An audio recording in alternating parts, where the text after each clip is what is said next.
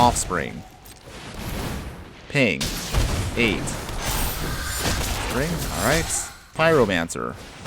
Ping again. 7. Oh my goodness. Oh my goodness. Did we get there with this? Did we get there? Did we do it? Ah! Yes, we did it! Yes! Ah! Burn them out with lizards!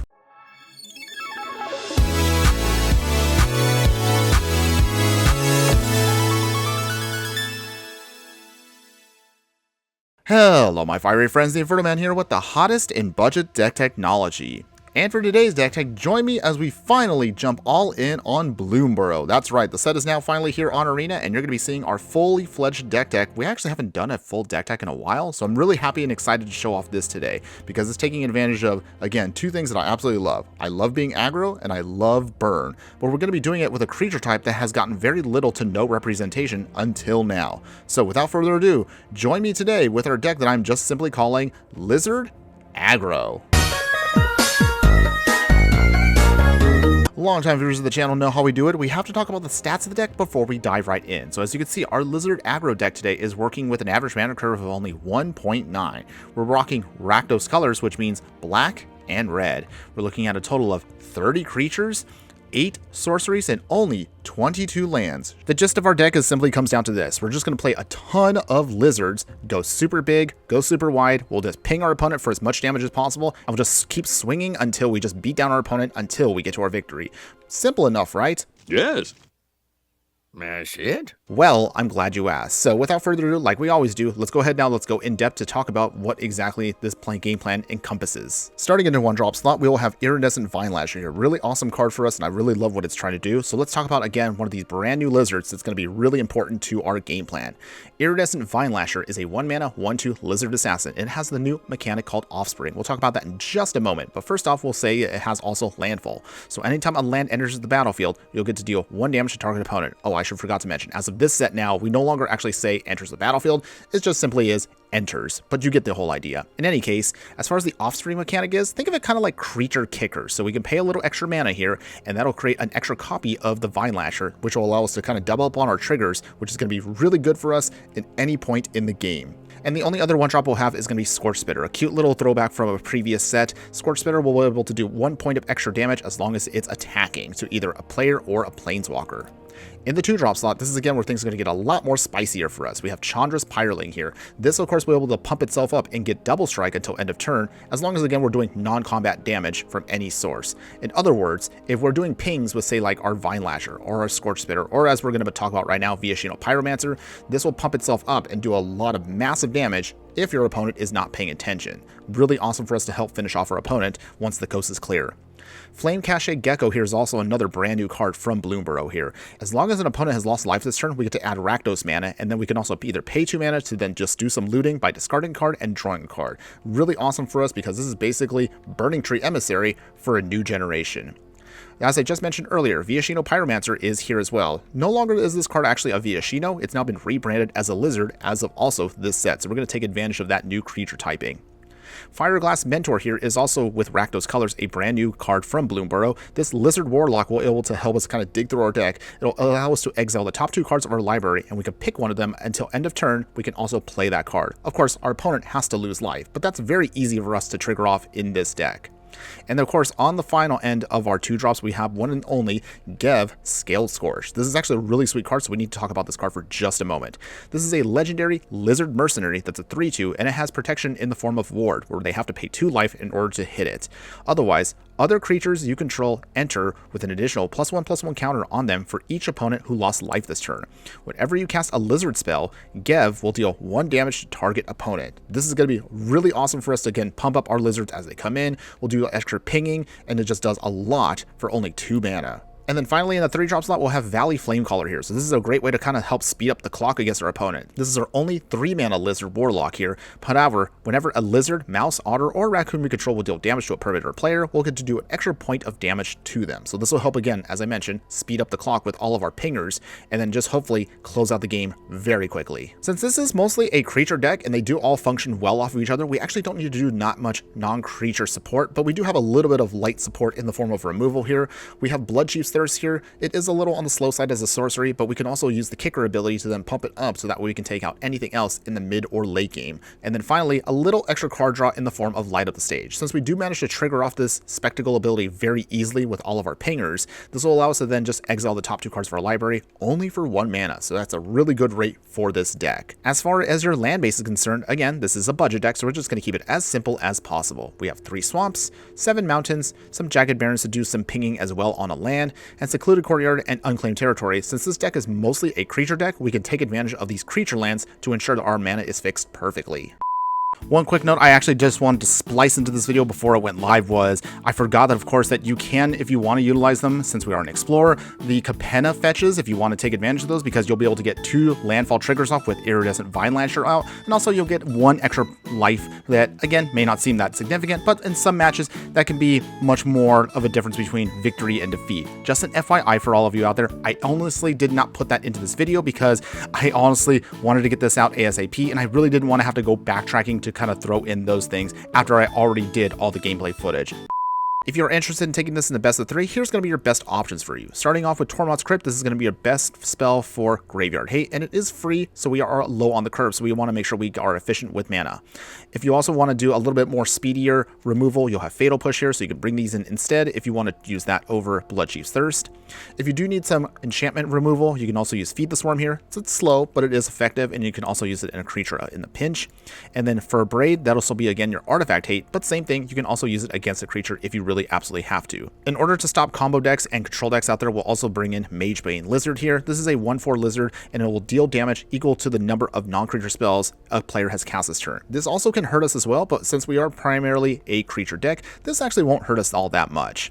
And then if we need to turn off any of life gain shenanigans against our opponents, you can bring in Tibalt Rakish Instigator here. Unfortunately, it doesn't really synergize with the game plan. It just turns off your opponent's life gain, so that's mostly why we have it here. And then if we do need to then endure for the long game, we'll bring in Torment of Scarabs here. Same thing, it doesn't really synergize per se with the Lizard game plan, but it's a great way to slow down your opponent and then force them into situations where they either have to then discard, lose life, or sacrifice a non-land permanent. But otherwise, that is the whole game plan for you. As I just mentioned earlier, we're just going to go all in on lizards, and hopefully that should just be enough to just overwhelm our opponent with the value they provide. But realistically, we have to ask ourselves, lizards have been untested completely as a tribal deck in Explorer. So is it possible for us to actually make this deck work with a bunch of brand new creatures that have just barely been entered into Arena? Good question. Well, there's only one way to find out. So let's go ahead, let's take our deck into the Explorer format and see how well it does. But before we continue, if you do like any of the content that I do, please like, follow, and subscribe wherever you watch the content so you don't miss out on any of the gameplay, booster pack openings, deck decks, and so much more. Alright, my fire friends, here we go. Can our lizards be aggro enough to defeat our opponent? Well, looking at our hand right now, we have plenty of lands, we got some removal, Scorch Spitters, and an Iridescent Vine Lasher. So yeah, I'm looking pretty good about this. I feel like this might just be our hand. So let's go ahead and keep it. Alright, so here we go. Alright, so we will put down Mountain first and Scorch Spitter. Alright, opponent. What do you got? You got Kahira in hand, so it probably might be cats. Could be a control deck. Who knows? I guess we'll find out right here. Fatal Passage. Things down. Alright, cool. So, how do we do this here? Okay, so, I guess we should have put on the Secluded Courtyard instead. That was an awkward miss on my end there, but that's okay. It's okay, everybody. So, with that, Scorch Spitter coming down. Swing here. Do some pinging. Down to 19, down to 18. Secluded Courtyard, we'll put down Lizards, so this will probably mean our game plan is now revealed to our opponents. But hopefully it should be just enough now to start just going off here. Our Lizards are small, but they are mighty. So with that, Jagged Barrens here. Let the burn commence. Let that aggro get in. Ooh, that's not too shabby here. Alright, little by little. Yeah, look at that. Dinging away, down to 11. Okay. Well, if our opponent right now is a control deck, if I'm guessing, or I'm not sure what they're trying to do here, they're going to have to move pretty quick if they want to stop us. Alright, another tap land, Soppy Throw. Triome, I mean. Okay. Swamp. Ping our opponent again. Down to 10. We're closing in on your opponent. You have to, again, move pretty quick here. Our lizards are actually putting quite a bit of work here, despite how small they are. Oh yeah, it's all coming together. Down to 5. Pass the turn. Okay, our opponent basically needs a Wrath right now to slow down our whole game plan, which I really hope they don't have, but we'll see. Forest. Nothing? Interesting. Alright, well. Valley Flamecaller. Does this seal it for our opponent? Do they hit us here with something? Oh, there we go. Oh my goodness. Wow, we didn't really get to do much there, but yes. Really nice and easy, everybody. Not too shabby again. Quick, dirty, lizards. Alright, my fire friends, here we go. Can't our lizards be aggro enough to defeat our opponent? Well, the good news is we definitely have enough lands. We have everything we need that also comes with a little bit of burn attached to it. So I'm feeling pretty good about this. This is going to be so gnarly against our opponent. But let's not get too ahead of ourselves here. Let's hold what we got. And this should still be good enough for what we're trying to do here. Okay, opponent. Down land, tap land. Alright. Ooh, Iridescent Vine Lasher on the start there. So we'll just have to reveal our opponent our game plan now. I usually don't want to put down that now because now they know exactly what we're going to do here, but we got to do it. So with that, we'll put down the Vine Lasher a little bit later on. You'll see what I mean. Maybe if we can get the Offspring off, that should be good enough. Alright.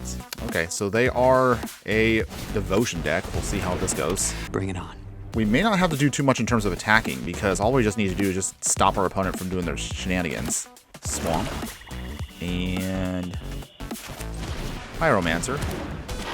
Start the pinging. Down to 18. No attack yet. Okay, we can bring this down next turn. That should be fine. If we can get down our other lizard that can also just ping up a bunch of extra damage without swinging, that should be great for us. And we'll not do anything just yet, which is great. Down 10. I guess we'll just do this now. So let's put the Offspring on it. Offspring to make another copy. No attacks yet. Questing Beast. Scary card, but again, we just need to hang in there for a little bit. Wow, our opponent did not attack here. Interesting. Okay, well that's totally fine for us. Let's see. Fireglass Mentor now. And Iridescent Vine Lasher. Just put it on 1 this time. And this is what we all came here for, folks. Woo! Nice. That's a lot of burn on our opponent there. 16, 15, 14. Alright. Not too shabby. No attacks yet. Exile 2 cards. Until end of turn, you may play this card. Gev here would be great, but unfortunately we can't cast him. Well, this stinks. A little awkward there, but that's okay. I mean, the whole point of Fireglass Mentor is just to help us to turn through our deck to make sure we just keep getting our stuff off. So even if you lose some copies of cards, it's not bad. We're just looking to burn out our opponent here, even if they start going bigger than us. I'm surprised they're not swinging with Questing Beast, though. A few moments later. That's the only thing I'm kind of interested in seeing. Alright, so with that, do we want to lose anything here? I guess we'll take the hit, actually, for now. This will hurt for a bit, because now we're down to 8, which is scary. But that's okay, everybody. We will be fine. Viashino Pyromancer. Going down to 12. And Unclaimed Territory on Lizard. Start pinging her down our opponent. Down to 9. Okay, well. We'll just exile some cards. And light up the stage. Refueling. And then Gev. Phew, okay. So if we have to right here, we can block Questing Beast just a little bit longer. We should start sacrificing some of our lizards because Viashino Pyromancers, for example, they don't really do much now for us. They got their burn in, so all we have to do is just hold off for just one more turn. Hopefully it should be at least one more turn. If we can get a land, we should be good with a Vine Lasher. Oh boy. They're going big and going to get really scary. But they can't pay the 2 life because that will hurt them. They go swinging here. Okay, so what do we block here with? I guess it's going to be here. We'll lose 1 Pyromancer, which is not horrible. Oh my goodness. Can we get him here? This is where the fun begins. Can we get them here? Okay, so let's see. Offspring. Ping. 8. Spring. Alright. Pyromancer. Ping again. 7. Oh my goodness. Oh my goodness. Did we get there with this? Did we get there? Did we do it? Ah! Yes, we did it! Yes! Ah! Burn them out with lizards! Woo! Maybe I should have called this lizard burn instead of aggro, but it's still aggro regardless, so yeah! There you go, everybody. That's lizards for you. Oh my goodness. You love to see it. Alright, my fire friends, here we go. Can our lizards get aggro enough to defeat our opponent? Well, not too shabby on here on the hand here. We only have 2 lands, but that's totally fine. We're very low to the ground, so this should be good enough with what we've got. We have a Vine Lasher, which is a really sweet card. I absolutely love what this card's trying to do. Let's see, it should be enough, though. Secluded Courtyard, naming Lizard, so obviously our opponent's now going to figure out what we're doing, but that's totally fine. Alright, Blooming Marsh. Do they have removal? Thoughtseize. Oh boy. Alright, well, not again the worst against us. Yes, they're going to throw away something that's going to be really helpful, which is that Gecko here. This is actually the key one here, or Light of the Stage. One of those two. Oh, they took the Light of the Stage. That's interesting. Alright. Well, I guess that's a choice. I'm really surprised they didn't get the Gecko here. I thought that would have been the ideal thing. Put down Gev. Down to 16. Okay, so our opponent's going to have to pay 2 life for the ward. I don't know if they want to do that, but that is, if it does hold, we'll be in a really good spot here in just a moment. Opponent does. Wow, they shocked themselves. Interesting. Alright. Caustic Bronco. Okay, that's cool. Flame Catcher Gecko. We ping him. Down to 13. Comes in with a counter. Nice. We get the 2 extra mana here with that. Pyromancer. Ping again. Down to 12. Down to 10. Not too shabby, am I right? Alright. No attacks yet. Okay, so if we can bring down at least 1 more creature here, and if we can't, we can always just use Gev here. Wait, I didn't mean Gev. I mean the Gecko here. This actually is a really sweet card because this helps us churn through our deck so much. Gev is indeed a cute little card here with that ability to start pumping up all of our lizards here with some extra counters, making them pretty big. Oh. Well, that's unfortunate. We did lose now our Gecko, but that's okay. This is fine. Totally fine. Okay, opponents. Now they're going a little heavy there with the removal. We're not dead yet. We got plenty of time. Okay, so we got another Gecko here, which is really sweet. Bring our opponent down to 9. Get a counter. Make some mana. Bloodchief's Thirst. Taking out the Bronco. Alright. Nice. Alright, swing here. Down to 5. Wow. Lizards is so good right now. I really like what this deck is doing. I love how it's pulling off some stuff here. If we can get a couple more lands, this would be great. Okay, so we didn't quite get what we need here, but that's okay. So, how do we do this here? I think we'll loot. So, we'll throw away the Bloodchief's Thirst. I know it's a little weird to throw away removal, but hear me out. There we go. That's our land. Okay. Ding our opponent. Down to 4. No attacks yet. We want to get down that Valley Flamecaller, and if we can get this followed up with another Lizard, we should be fine. Fatal Push. As expected. They turn on their Azeka's Chariot, so they go swinging. Another Kitty Cat. Unless they have something else in hand with one of their 2 cards, we should be able to get a free swing in here. Oh, they do have another card. Okay. I guess it's fine. They make a map token. We still have a way of pinging anyway against our opponent with Gev, so that's actually pretty sweet for us. I guess we'll put down Valley Flamecaller. Ping our opponent again. Down to 3. Make it a 4/4. And pass here. Oh man, if only one of our creatures was able to swing right there, we could have actually gotten the win. But that's cool. We still got time. Let's go. 2 more cards in hand. They sacrifice their map. Okay, they drudge up another Sentinel of the Nameless City. Again, one of the sweet things about our deck is we don't always have to swing to get our damage in. As you can see, we just ping away our opponent here, and that's usually just enough for us to beat them down. They do. Wow, they actually have to throw away their other key card there. Okay, if we could just get at least 1 more pinger here, we might be able to close it out right here now. Okay, well, they're swinging. They are swinging. Make another cat token. Make another map token. We will not block, of course. We're down to 6. Okay, come on, deck. Close to the end here. We got to get something here to help close out this game right here and now. They pump up their cat. Ooh, Bloodchief's there. Okay, wow, we got there. Okay, nice. Put down on Lizard. Bloodchief's Thirst on the cat token. Okay, that gets it out of the way, and we get the win. You put on that Zeka Cherry, but it's still tapped. All right. There you go, everybody. We did it. Lizard aggro, everybody. Woo! Oh, man. I love what this deck is trying to do.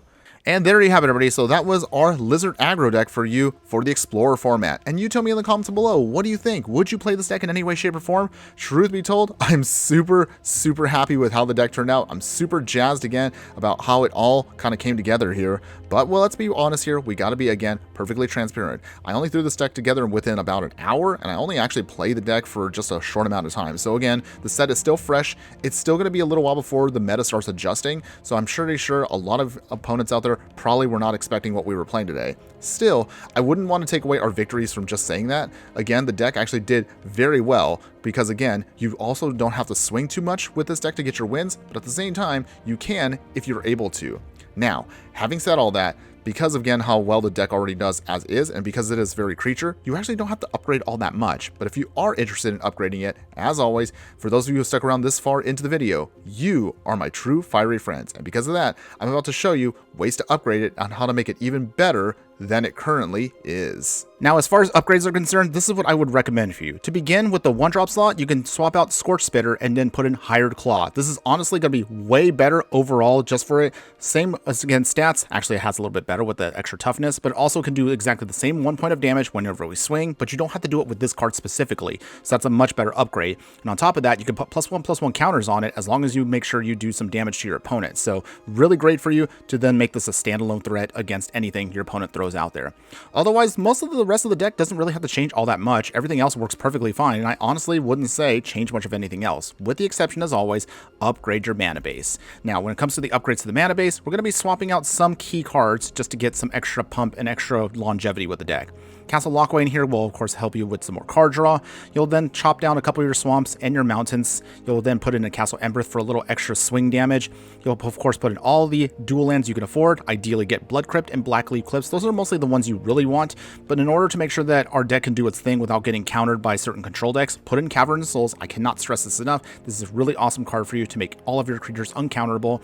And this time I did not forget it. You're going to actually put in a fetch land, Fable Passage, especially because Fable Passage just came back to us from Bloomburrow, so this is a great time to get a whole set of them to then get those upgrades and also get a little bit of extra value with your Iridescent Vine Slasher. As far as extra value, we're also going to throw in Jengotha the Wellspring as our companion. Honestly, this really doesn't have any synergy at all with the deck, but considering that how our deck is designed, it just kind of fell into place, so I figured, you know what, let's just throw it in. A single copy wouldn't hurt us, and you have a big beater in case if you need one at any given time in a match. Otherwise, in terms of the sideboard here, there's not really anything else you really need to swap with the exception of just one card. Swap out, of course, your Tybalts and put in a full set of Roiling Vortex. This will again do the 1 ping damage that you're going to need to trigger off some of your other Lizard's abilities, but also being able to turn off your opponent's life gain will be really critical for you in select matches to ensure you can get to your victory. And with that all out of the way, here are my final thoughts that I just want to give on the deck. Yes, I am still super high on this deck. I'm really happy with how it turned out. And even though I didn't really take that much time to brew it, I already kind of planned this out earlier. So the fact that it actually turned out even better than what I was expecting really made me happy with the deck overall. Will people adjust to this deck? Most likely in the future, but I'm going to enjoy it as much as I can while I can.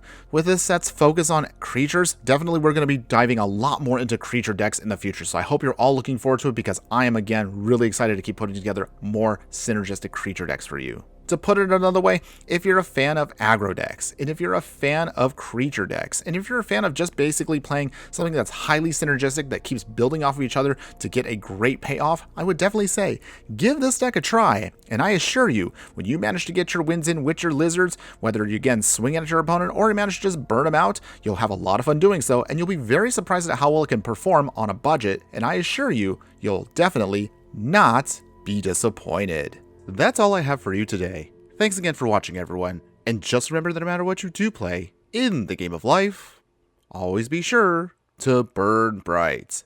Later!